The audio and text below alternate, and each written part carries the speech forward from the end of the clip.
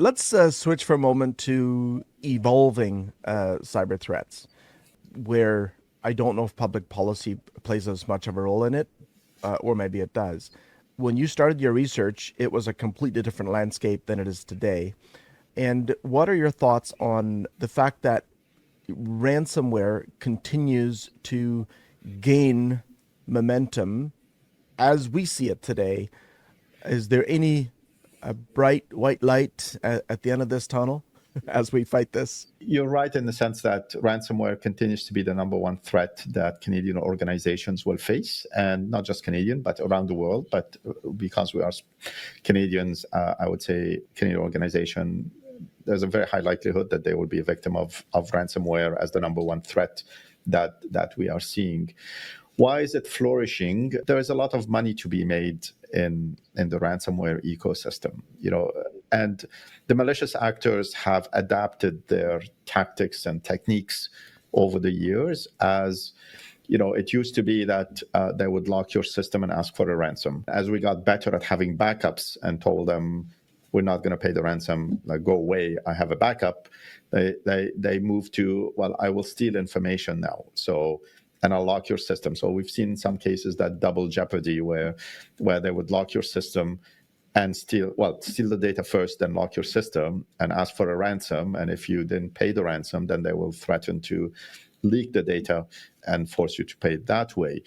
And now we're seeing less of locking systems up and more of that stealing data out of networks, because that data has value, and they found a way, those malicious actors have found a way to monetize that data in the dark web. So any organization that sits on a pile of data becomes eventually at risk of having that data stolen and then bartered on the dark web, and consequently a ransom asked to be paid so that the data is not sold.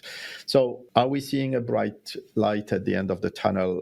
I would hope that the more we talk about the threat, the more we talk about what organizations can do to defend themselves, we'll have less and less incidents of ransomware. We're not there yet, so it's important that we don't take our foot off the pedal, as we say, and continue to talk about the plight of ransomware, to get organizations to continue to invest in raising their cyber resilience, in encrypting the data. You can steal the data, but if it's encrypted, it's of no use to anybody. So encrypt the data, build strong defenses around your network. It's not just a technology piece. So there's a lot you could do in the technology, but also there's a human dimension about training, about education, and all of that to build a strong cybersecurity posture to make a dent on cyber, on the ransomware. In Canada, there is no law against paying ransom. Often when I'm asked the question, I say it's a business decision. If a company wants to pay the ransom, it's up to them to weigh the pros and cons of paying the ransom. But it's important to recognize that in paying a ransom, you are in a way putting money back into that ecosystem. So you are fueling the development maybe of new capability. You are dealing with a cyber criminal, and there's no telling whether or not they will hold their end of the bargain.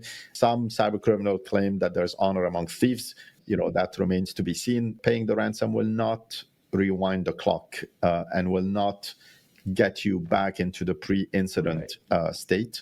And there's no guarantee that if it's known that David paid the ransom, that another cyber criminal will come after you to say, well, if he paid Joe, then he might pay Jim, or if he paid Lockbit, then he might pay Klopp or whatever. So those are some of the pitfalls or some of the consideration for paying the ransom. Two other thoughts I would add to that ransomware conversation. Working with industry with things like secure by design, secure by default, to make the products more secure from the get-go. So you don't want to buy a product and either security becomes an option that you have to pay for, or buy a product that the security is not well thought of, and you have to consider, or you have to spend a lot of energy securing the product. Like ideally, you want to get it out of the box, put it on your network, and and have it secure by default. And that's why the secure by design upstream, secure by default. The other thing I would mention is CSE in 2019 received some authorities to conduct cyber operation. And those authorities give the organization the ability to, figuratively speaking, slap people on the wrist for misbehavior. And in our annual report, we have acknowledged that we have carried out some of these activities. We quote the number in our annual report, and that we have imposed the cost on cyber criminals.